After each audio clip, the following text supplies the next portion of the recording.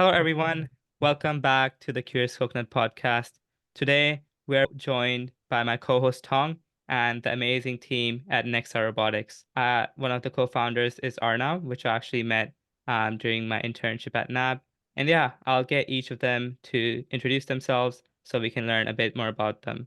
Arnav, do you want to quickly introduce yourselves? What do you do? And yeah, kind of just go around in a circle. Cool. Yeah, of course. My name is Arnav.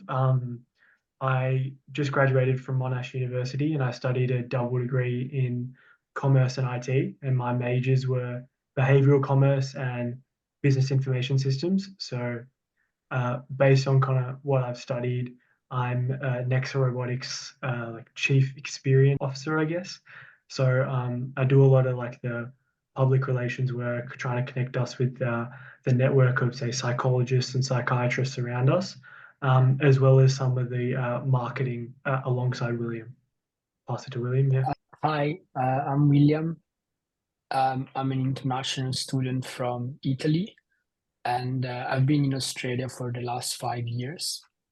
I'm currently still studying. I'm in my last semester of my double degree in commerce and arts, but I'm also working as a data scientist for a company, server company in Oakley. And yeah, I met Arnav and Zed during a fast track program, which is a program run by Monash University. And then we started our journey like that. Yeah, and I'm Zed. I am a robotics engineer, primarily working in the mechanical side of things. And I also work as a satellite design engineer at another startup called Akula Tech. And yeah, that's a little bit about myself. Cool, Cool. sounds good. And do you guys want to quickly talk about how you guys met and what your entrepreneurial journey has been so far? Yeah. I guess we all kind of were entrepreneurship minded students. And there was a program that's offered at Monash University called Fast Track, which is run by Professor David Gilbert, who's been a kind of entrepreneur for his whole life, and he's uh, made, build, and grown a numerous amount of companies, and he wants to share that kind of knowledge with students now. So in that program, there's 30 selected students. There's a number of academics that work alongside Dave, including some business owners themselves or people who have worked in the startup space before. I think all of us were kind of attracted to the idea of building our own businesses from the ground up. So we met there, and I guess the way we kind of joined was something William was touching on earlier, but we like joined based on our kind of values that we all shared.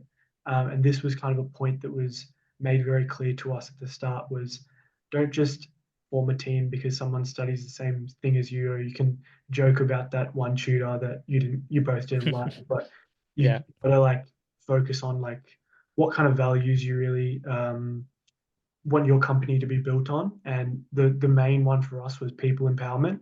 We really wanted to empower those people that felt like maybe like current structures didn't really match their needs or wants. hmm And then obviously we'll touch on like the Nexa story later, but that was kind of where Nexa was built from. So through Fast Track, yeah. Yeah, no, that's really good. It's as I mentioned earlier as well. This is very similar to how Tong and I met at University of Melbourne as well. It was through a startup program, and yeah, I really like the point that you said about having values, similar values to each of your co-founders. Because if your co-founders have different values, it's going to be a much harder process. You can have different opinions on things, but at the core, if you have similar values, it'll be much easier to work with them. But yeah, tell us about your startup. What is Nexa Robotics? What do you guys do? Yeah, so Nexa Robotics is a robotics and AI company, and that's what we do as a like a broader term. Currently, we are working on our first product, which is Stu. Stu is a desk robot designed for people that have ADHD. this idea of Stu mainly stems from the fact that we have family and friends that have ADHD. And then there were upcoming papers that are very recently published about how robotics and AI can help people with ADHD. So because ADHD is a really growing problem, and then they found kind of this new way of solving it, but as of now, they only related to PhDs or like inside university labs, but they're not really commercialized. So the idea was to take something that has a real positive impact for a really growing problem and make it available to as many people as possible and take it out of like just university lab and experiments where they already proved that it works. Mm-hmm. And what was the main inspiration behind this? I mean, the first time we sort of came across the idea was my best friend has ADHD, and I used to help them with like breaking down the tasks, sort of body doubling. They're like, "Oh, uni's coming up. What do I do? I can't get anything done." And that's when we were also trying to understand what we can do in robotics, because that's our forte, that's our strong ground. And that's what essentially inspired us to create a solution that is widespread, to be able to replace me and millions of others like me who are just helping their peers with ADHD to sort of go through life. Could you explain it a bit further? I'm not sure I'm getting it that much. How do you relate robotics and ADHD? Like, explain it more technically how it works, if I possible. can, Yeah, go for it. I was just going to say, yeah, kind of like looking back at the research papers, there's a very kind of broad topic known as like body doubling in ADHD. Okay. Which is essentially the idea that you have externalized motivation to complete work when you have the presence of another person also completing their own work. And it doesn't have to be working Right. on jointly, but it could be Mhm. something completely different. That was the first point. And then the second point was that people with ADHD have meet with therapists, psychologists, psychiatrists, and they run sessions where they go over strategies or ideas that could support their kind of executive function when they're at home studying or at home working.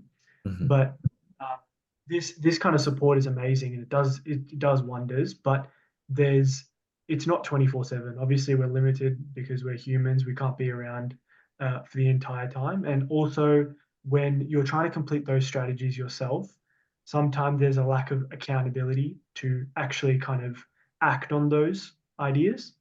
Mhm. So what a robot does is it can act as that body double. So it can take on the kind of idea of being another person in the room. And then the second point was it provides kind of accountability for you to complete the strategies and ideas that you want to kind of move forward with. So that's kind of where the idea of like Stu was born, was those two bigger ideas, like broader kind of concepts, and then Mm-hmm. Right. into robot. Yeah, so it's kind of like a study buddy, but in a robotic form. Like they'll keep you accountable and they'll also provide you company to help you focus on your studies. I was just going to say, my sister, she also suffers from moderate to severe ADHD. It takes her a while to focus on the task at hand as well. She takes medications as well. Do you guys know the benefits of using this robot as opposed to medications? I just want to say, like, first of all, we are not here to be like doctors or anything like that and like Yeah. recommend people whether they Mhm. should take their medications or not. I think the idea behind Stu is to have something that is an addition and that gives extra support for someone that has ADHD.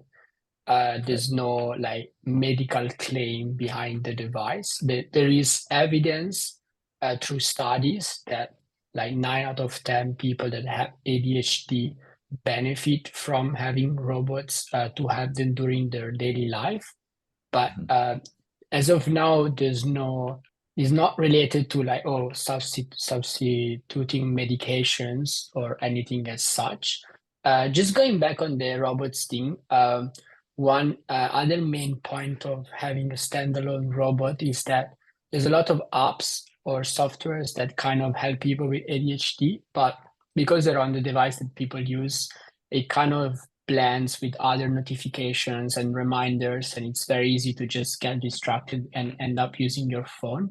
So the idea is to have a standalone device that can help you without all of the distractions, because it has like a specific and clear task, and it's very easy to interface with using natural language. Yeah, no, I was actually gonna ask that question. It's like, how is it different from some apps that, help you on your phone?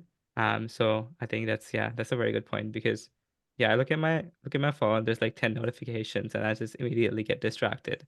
Um, I don't have ADHD, but yeah, I imagine it would be a lot worse for people to focus if there's constant distractions such as their phone. Now I want to move a bit more into the business side. Like, how do you guys what's the business model for Nexa Robotics, and how do you plan to sell these robots? So as of now, we are gonna sell our robots directly. So it's gonna be like the platform is gonna be something like e-commerce platform. From like a revenue model point of view, gonna sell to plus a subscription. The idea behind the subscription is to support constant updates and the AI features, but the robot itself can do some of the basic tasks even without the subscription. So one of the reasons is that we don't want also our customers to like have like a useless tool without a subscription. But of course, like if you want more advanced AI capabilities, those are related to the subscription. From like a marketing or like customer acquisition strategy, we are currently using social media to acquire a larger audience, and we are actually overwhelmed by our current requests. So this last week only, we got around 500 new emails or like messages between people that want to test it, some pre-orders, people that want to learn more. We also have a like more of a like a stronger strategy in the sense that we are connected directly with ADHD coaches, psychologists, teachers, ADHD influencers, or just people that are in the community that are willing to help and like kind of help us spread from like a more reliable source. Yeah. But of course, to get just a larger audience, social media for us right now is being proven to be the best way. But we had journalists like this lady that writes for Forbes, just like followed us on Instagram on our business page. So of course, we're gonna have also the more traditional way of getting Yeah. customers, or Yeah. there's another lady that works for the network that produces Andy and Amish, which is an Australian. Is that how you say it? I don't know. I'm not Australian. Amish and Andy, yeah. So these are very large podcasts. They have like more than 1 million followers on Instagram. So we have the professional route, but also just to reach as many customers and people as we can. Yeah. Social media is working very well for us right now. Yeah, love to hear the success stories.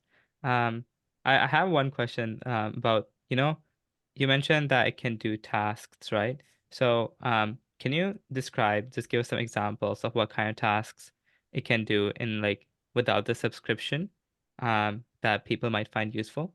The idea is that the subscription offers the like personalize and learns from the user experience, while without the subscription, you have like a general task breakdown.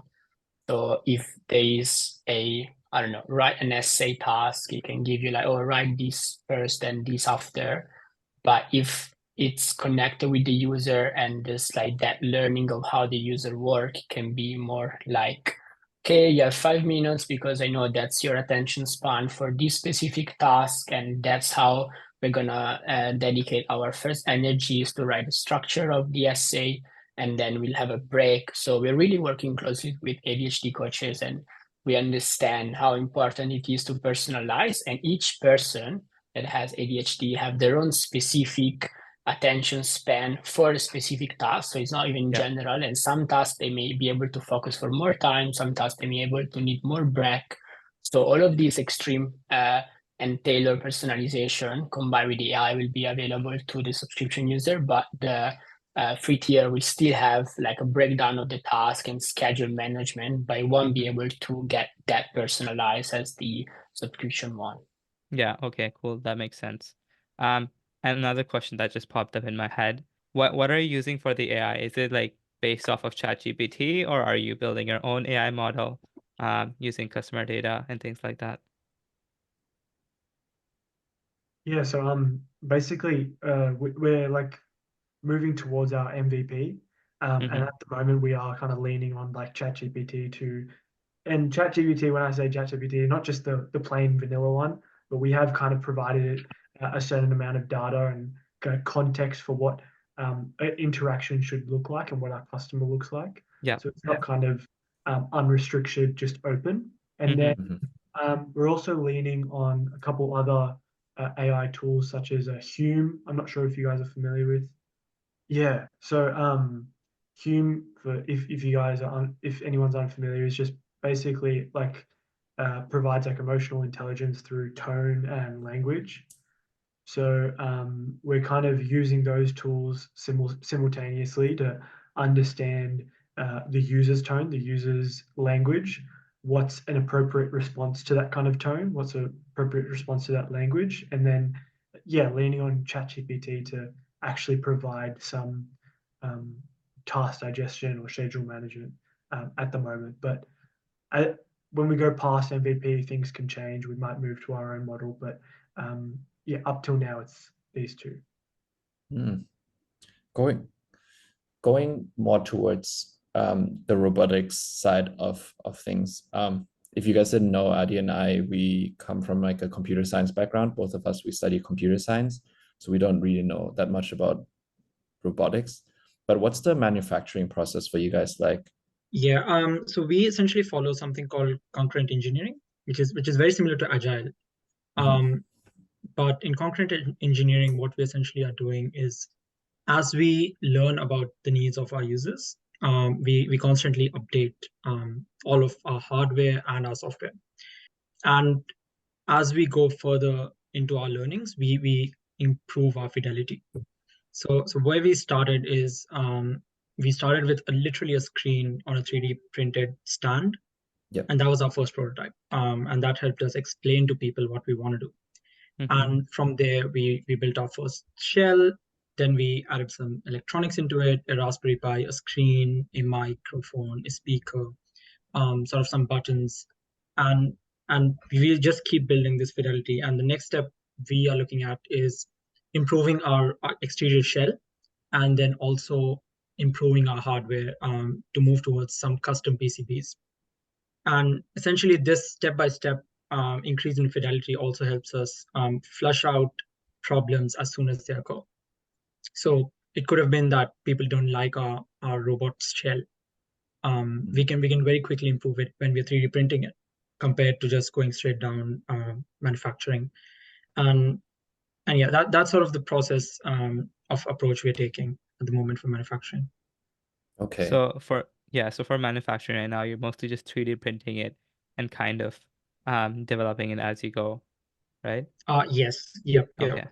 Yeah, that's cool. And have you guys thought about the future? Like, where do you plan on manufacturing? I mean, essentially, there's a couple of ways we could do it. First of all, we could actually just use a high-end 3D printer.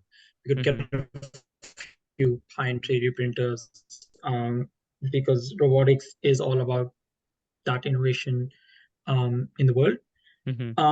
Other ways we are considering is actually converting our 3D printed models to plastic manufacturable models and then getting them created. We've got some partners over in Queensland. We've got some people over in India, all of who are willing to help us with all of our hardware, software, and then also manufacturability side of things. Good to hear. Sounds like you guys have like a whole roadmap already planned out. Do you guys have any challenges that you've faced so far? Yeah. And what has the biggest one been? Sure. I think the one challenge that is like most recent right now that William and I have kind of been stressing over for the last few weeks is that we're in a really good position with our startup, that like we're getting a lot of attention. I think at the moment we have it's like 250 plus people who are willing to test the product, like Mm. actually get their hands on and test what we're trying to build. Mm-hmm. When it comes to 250 people, we're a team of three, Yeah. handling that kind of customer information and making sure that we're getting back to the right people and information is not lost in the process is kind of is pretty challenging. Like, Mm-hmm. of course, it's really exciting. Like, oh, amazing, this guy's responding to us.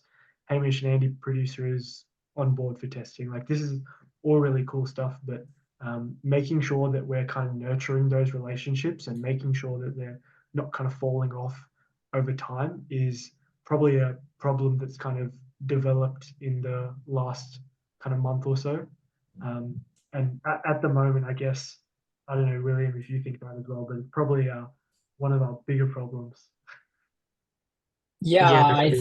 think it's definitely nice. Like I would say the way that my emotion went through when we were getting notifications, I was like, oh, let's go, new email, and then it was like, oh, new email. Like I don't know, I'm gonna reply to everyone. Like sleepless nights. It's a good My problem phone. to have. Yeah.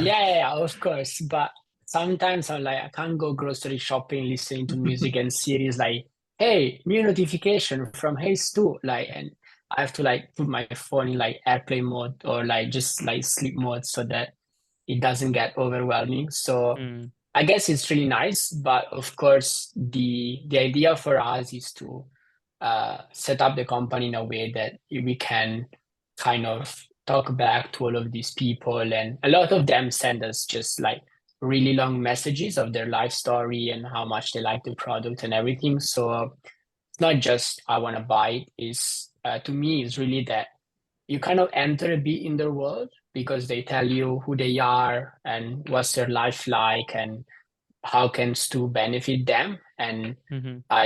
I'm very happy to kind of take my time and actually reply and read all of these messages, which really keeps us very close to the customers and helps us understand like what's the right direction for the company. Like something that we were told is that a lot of startups, they even if they initially think they get a good product market fit, they kind of go for their own way.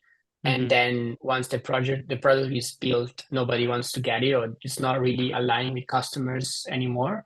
But for us, we're trying our hardest to go one step, talk to the customers, get feedback, go another step. Customers say, oh, this was the wrong step. Okay, we go the other way. So constantly building and co-creating, which is what one of our core values, to with people that have ADHD, with the psychologists, with the coaches, and of course the people that have ADHD itself. Yeah. Yeah. No, I think can be quite stressful managing a startup, and yeah, it's good that you have like that many emails coming through, but you just gotta take some time off as well to make sure you're in the right mental state. um I saw a while back that you're also looking to hire people. Is that still something you guys are looking into? I guess I can quickly talk about those LinkedIn posts that we made a couple months ago, but um, yeah, we did hire some kind of social media marketers, some graphic designers to help us out with a skill that none of us had. Like, we were making very simple designs in Canva, thinking it was the world's best thing, but in reality, it's not the most like commercially viable kind of um, ideas we were exploring. So we brought on like two people, and then there's probably some other guys that Zed and William can also explain. But from my side, I brought on like a social media marketer and like a graphic designer for us for a little bit. And all it wasn't kind of like a job position or anything. What we Mm-hmm. wanted to do was like instead of saying signing up for like a university project, like you might join a university club as like a consultant or a graphic designer or whatever it may be, we were like, hey, we wanted to reach out to some potential people if they'd be interested in, instead of doing those university clubs, maybe get some real life experience with a growing startup and trying to support like an interesting new idea. Mhm. and we had a bunch of people contact us, and then we brought those people on, 2 people on, and yeah, we're not kind of forcing them into a full-time position. It's more like, as we grow, would you like to grow with us? And then yeah, and then we have a couple other people that William and Zed can probably touch on. Yeah, so I think, of course, at this early stage, like you can get some people on board and they help us, but I guess what we notice is that they're not super sticky because they may have other things going on in their life. So they may help you for like some months and actually contribute, and then they go do their own stuff, and then maybe you talk to after. So I would Mhm. say it's not that easy to get someone that is like sticky unless it's maybe one of our friends. Yeah. So for example, there is this machine learning engineer from Italy that is helping me. He's like my high school friend. So I've known him for the last like, I don't know, 10, 11 years. So Yep. it's good. Uh, so those people are like likely to be sticky, but I think, and I mean, I guess we're lucky we're 3 founders and not just one. Mhm. uh, a lot of the work is done by us. We eventually, at the end of the day, we are the owners of everything, and we take responsibilities for what is happening with the product and everything else. So it's just nobody's gonna in the world is gonna care about the startup more than us. Yeah, for So sure, for we are sure. the ones that are gonna put most hours and everything. Yeah.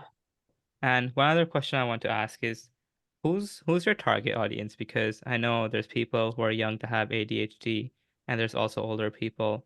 Do you have a specific like age group or any other specific criteria that you're trying to focus towards? Um, I would say this is relatively another of our challenges because we are approached by a lot of people Mm-hmm. and they cover a lot of ages. I think to start, and it's also our most kind of common type of people, is from 18 to like 35. So it's either students or like young professionals. Mm-hmm. Usually professionals that work from home and have like a desk job, because of Yeah. course it's a desk robot. Same for university students. So people that have like kind of administrative tasks. We got approached by quite a few software engineers or product manager or also project managers. So and they're usually like early adopters of like new technologies and like tech savvy, and Mm-hmm. some second slice it's also like just free enthusiast of trying robots and AI.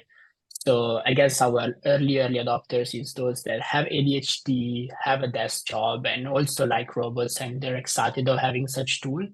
So there's people that be like, oh my God, this is what I've been waiting my whole life. So I guess those are the people that we are mostly talking with. But we really get very wide range of inquiries from a lot of different people, which is good because after we go on the niche, we can fairly easily expand without having to just make a whole new product just because a lot of people are on board. There's some questions that I have regarding ADHD.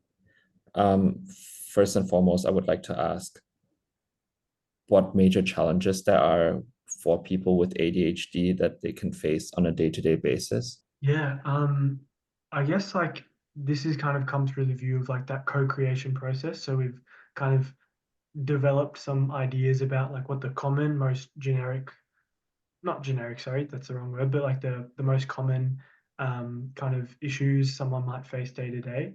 And then obviously we still would kind of be more personalized because we know everyone's different. But the most general ones is like there's an understanding of in the day, like there's a certain number of tasks that need to be completed, but getting started on those tasks can be a kind of a real problem. Where do I start? Which task do I start? Should I start with the hardest or should I ease my way into it with the easiest one? So, what we're trying to do is take away that pressure and stress from an individual with Stu so that Stu can kind of handle that back end, set up an idea of what a good kind of workflow would be for you based on previous conversations or strategies you want to implement, and then building on that idea from there.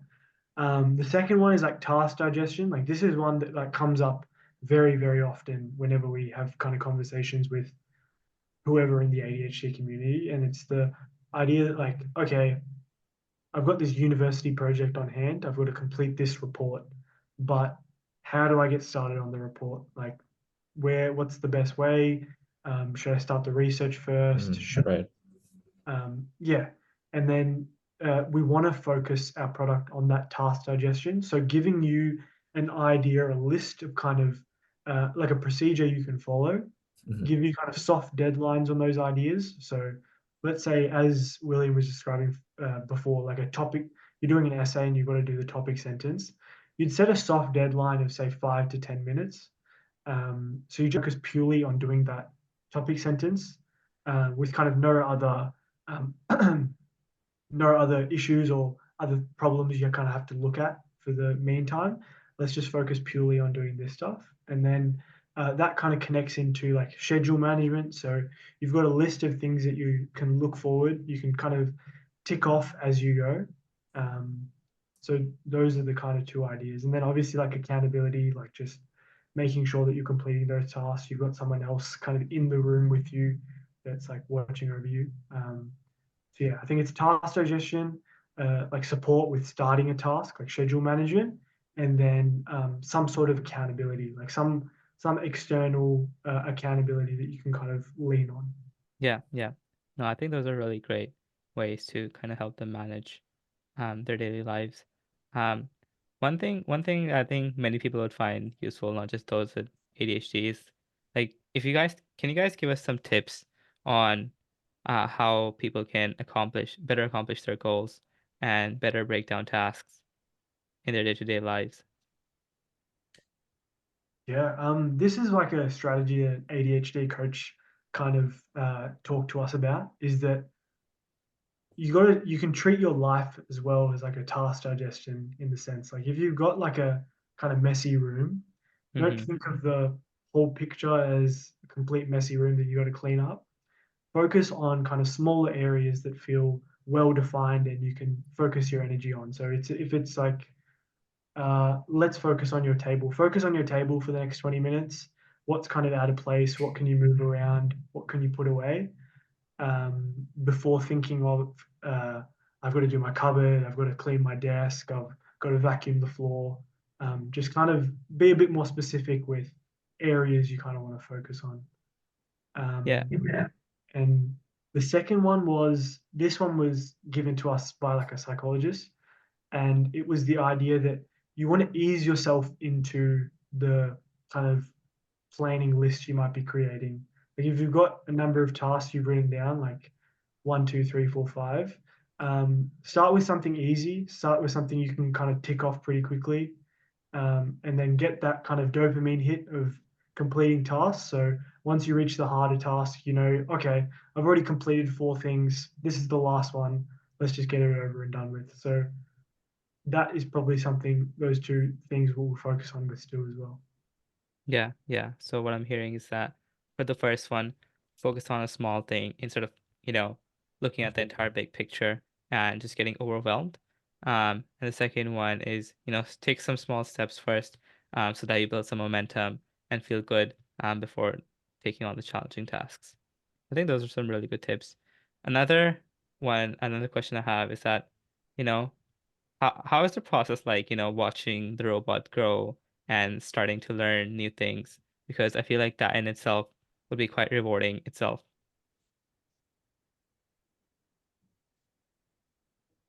Zed.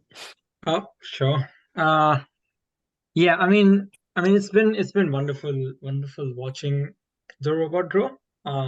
Also sort of building the robot from where it was. Because the other day we actually saw the picture of the first prototype I created. And Stu was like sitting right beside us, and we were like, oh, okay, this is where we've come from. Like just a little screen that didn't even do anything. All the way up to this level of a robot, and then of course the other part of it is looking into the future of what we envision the robot to be. Mm-hmm. to the extent of what we think the robot can be doing when it starts interacting with everyone. Acts like a buddy on your desk, and sort of has those nice emotional moments with people, and that's pretty amazing, and also overwhelming at the same time, where we are like, oh, Yeah. we have to make all of these things come to fruition, and we've got 400 people waiting, and hopefully even more as we go. Where do you see social robotics, like the industry, going 10 years from now?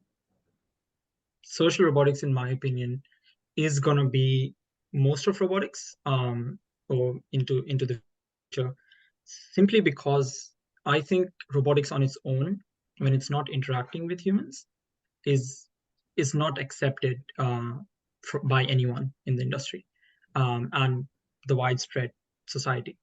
But when the robot sort of achieves that sweet spot where it's not exactly creepy human-like, but it's also not like an antisocial robot, where it reaches that sweet spot, is where everyone will sort of be happy to have robots around them, be accepting of those robots.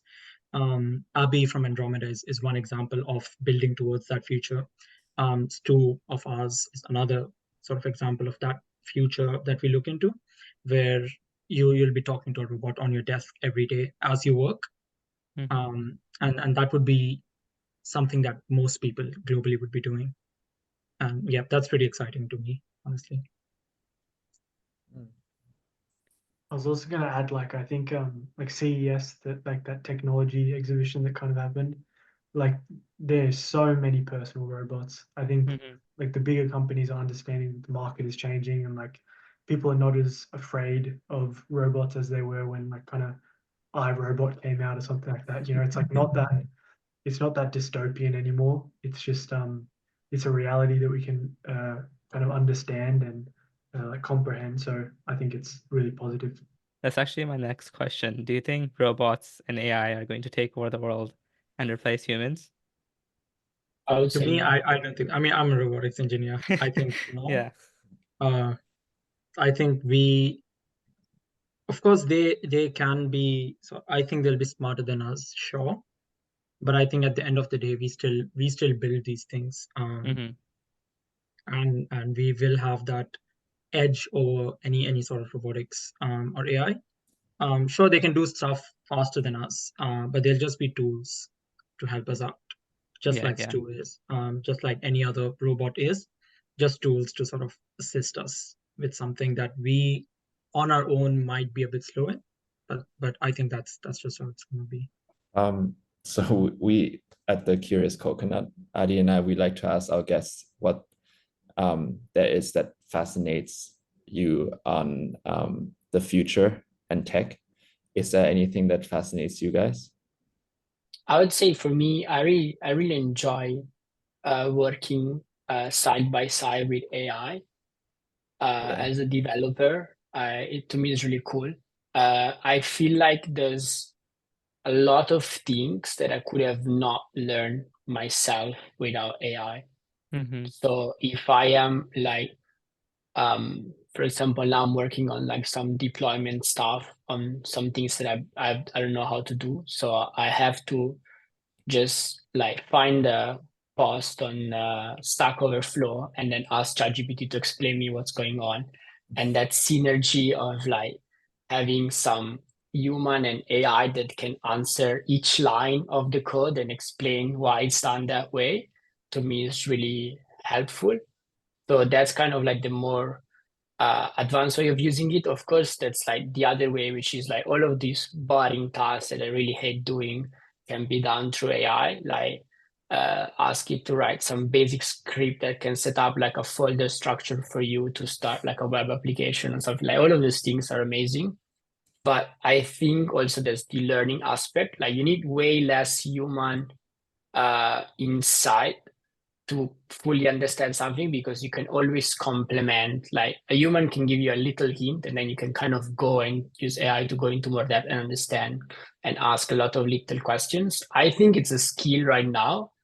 Maybe in the future it's going to be less of a skill. I feel like right now the prompt engineering thing is kind of true in the sense that someone maybe doesn't know how to actually interface with the AI, but hopefully in the future it's gonna be easier and easier, so you can really ask just like question without trying to feed the answer, and you get a good enough answer from that.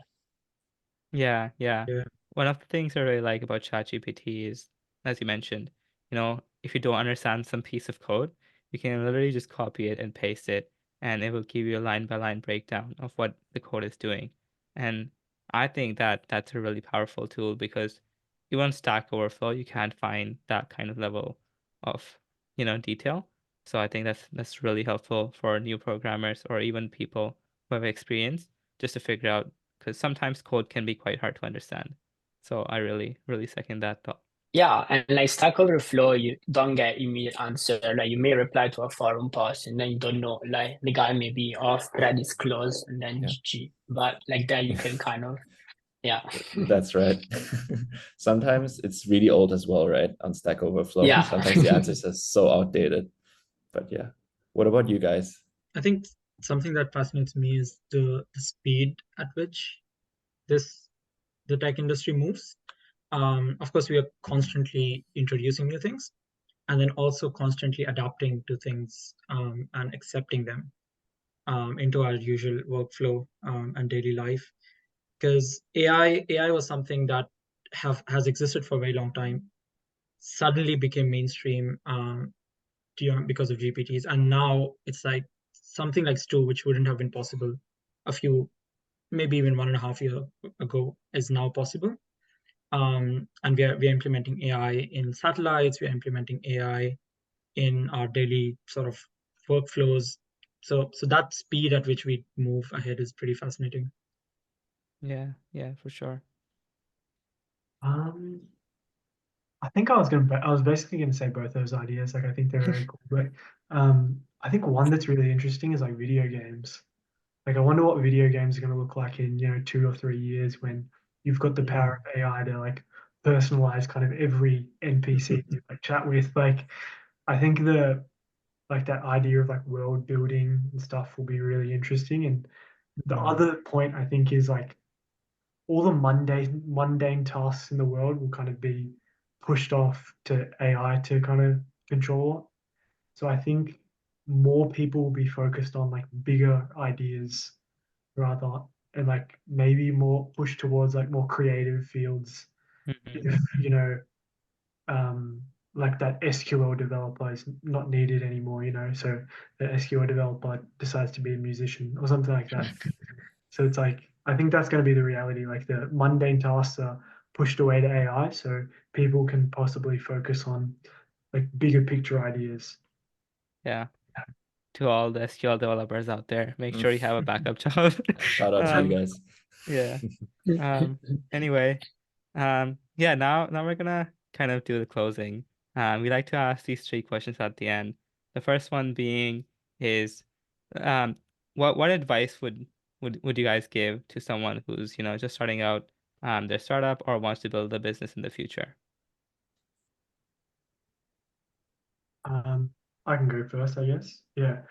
I think if you're working with co-founders, like I always bring up this point to anyone who, like even the new fast track cohort that's coming in, if you're going to come along with co-founders, you should have like differentiated backgrounds and differentiated ideas. Like you don't want to find, if I'm doing commerce and IT, I think I would not partner up with another commerce and IT student purely because you're not like starting like a university club. Like it's not a uni club anymore. It's like you're starting a business. So you got to think of any big business. There's a head of marketing, there's a head of accounting, there's a head of whatever finance. So you got to have differentiated skills. So not everyone's focusing on the one thing. So Mm-hmm. I'd say like you want to be the same on values like our team is, Yeah. but the stuff that Zed can do is not the same things that I can do, and vice versa. So that's the kind of best way to approach it. Just like differentiate yourselves from your co-founders so you can Yeah, grow. like diversity of experience and background, but similar in values. I guess okay, the first and like very like easy answer is talk to your customers. So that's what they tell us. It's like number one problem is that people build something nobody cares. So people spend like 6 months building an app and then too bad. So that's their like first answer. I would say personally, you really need to kind of have a good motivation behind starting a business. Like cannot be, I guess, getting rich or something like that. Yeah. For once, you're not gonna get rich anytime soon as a startup founder because you're the last person getting paid. So definitely it's not for the money. It's more for the journey. You need to be really curious and put like all of yourself in the project and really try to understand, ask yourself why you're doing it. What's like the inner motivation? I think, like for example, me, I didn't know what a startup was 1 year ago when I joined Fast Track. Yeah. So, but I guess it kind of worked out just from like a mindset of approaching things. So, like sometimes if your goal is to run a business, and that cannot be your goal. Like you need to have a goal of like doing like a specific thing. You know what I mean? Like running a business is not like, oh, my dream is to have a dream kind of thing. Like you Yeah. need to, you can't just want to be an entrepreneur. I think all of the wannabe entrepreneurs in the fast track program that they just wanted to be like a startup founder kind of didn't work out. Yeah. You kind of really need to find a problem that you really enjoy. And probably this is a bit like very like common answer, but I think it's very true. Yeah. The people that care the most about what they're trying to solve and why, and they're not there because they want to become a founder or starting a business, are the ones that go the longest. And also, lastly, I think you need to understand the fragility of what you're doing. So every day I know that tomorrow the company can fail and you have to live with it and take the full risk to not like even us, oh, so nice. You don't know. Like, you know what I mean? Like we can Yeah. put Yeah. 100% every day, and that's what we should do without kind of getting our expectation and hype over our head. We need to Yeah. stay very true to the ground and just keep working very hard. Yeah. Yeah. Yeah, my advice would be talk to everyone, take advice from everyone, but just pick the ones that work best for you and your company. Because nobody else knows your business more than you do. They don't know your customers more than you do. So take advice from everyone. You might get another idea from someone else's advice. But yeah, just be selective in what you implement. Yeah. Yeah, that's very true, I think, because sometimes, you're talking to a lot of people and they might give you conflicting advice and you won't know who to follow because they're both really reputable sources. Um, Yeah. from their perspective, they want the best for you, but they don't know the company as well as you. So obviously, you need to figure out what works best for you. And sometimes that can be hard, but it's really important to know, trust in your founders and yeah, figure that out yourself. Cool. The next question I want to ask is, we at the Curious Coconut, we love reading. So do you guys have any book recommendations or any podcasts you like listening to? I guess obviously the really popular one I like to listen to Huberman. Like, I mean, the guests on those are like so insane and really insightful. Yeah.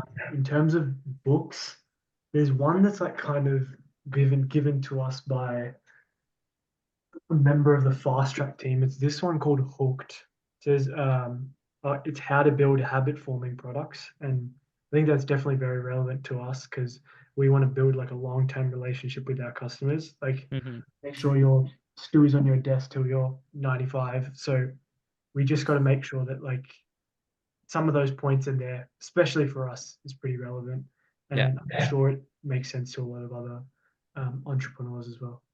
For me, from podcast point of view, I don't know. I guess I would say the only English podcast I listen to Italian ones, but from an English point of view, I really like Joe Rogan because I do Brazilian Jiu-Jitsu as well. Oh, So I cool. guess me and Joe Rogan have a lot of like common kind of interests. So when interview fighters and those personas to me is very interesting to listen to. So I kind of shared that interest with him, as well as like stand-up comedy. Yeah. So it's something that I mostly enjoy his guests. For the book, I'd say the book that mostly impacted my life is Deep Work, which is a book that talks about the importance of having long sessions and kind of the value in the grind itself. I wouldn't say grind, but just like of having long uninterrupted work sessions. So Mm-hmm. I think when I was like younger, like in high school, I used to just try to like do the least with the biggest amount. But Mm-hmm. after reading that book, I was just trying to get, like, the goal was not to achieve something, it was like study 10 hours, for example, because to kind of understand the value of having long uninterrupted session and changing that goal from achieve or something to kind of like how long can I stay in this deep work zone really like impacted my life, and also I guess build the habit of being able to like focus for a very long time of period. Yeah. From my perspective, I think the English podcast from a startup perspective, I think I listen to the Startup Diaries. It's a pretty good podcast. I think they're based in UK, and they bring along guests to discuss particular problems that startups face, and how these guests sort of solve them. In Hindi/English, I think Nikhil Kamath is a pretty great one. It's WTF, and they sort of have 3-hour podcasts where they go in depth into an industry, and they just rip it apart. And it's just a bunch of billionaires discussing it. So it's pretty motivating, pretty interesting. How do you spell that From one? Like the last one? the last one, it's just WTF Okay. by Nikhil. I think you'll find it pretty Okay. quickly. Yeah. Yeah. Yeah. And yeah, those are my 2 podcast references. Yeah. Awesome. Bunch of podcasts and books I haven't heard about. Maybe I'll give it a go sometime this year. But yeah, I think that's about all the questions we're gonna ask you. Finally, is there anything that you would like to share with our audience? So that could be just plugging your LinkedIn, or if you have a website, you can share that with us also. It could be anything really, but yeah. Yeah. So they can find us on Instagram as Heystu. That's HEYSTU_AU. The website is also heystu.com.au. That's our product page where we are mostly posting things and giving updates. They can, if they have ADHD, if they are a psychologist or ADHD coach and they want to get in touch, they can email us at info@nexarobotics.io. But they can also find everything through the website heystu.com.au. Awesome. All right. So we'll make sure that we'll add that to our description box below. Please have a look, and thank you guys for joining us today. Thank you so much for having us. Yeah, it was Yeah. great. Thanks, guys.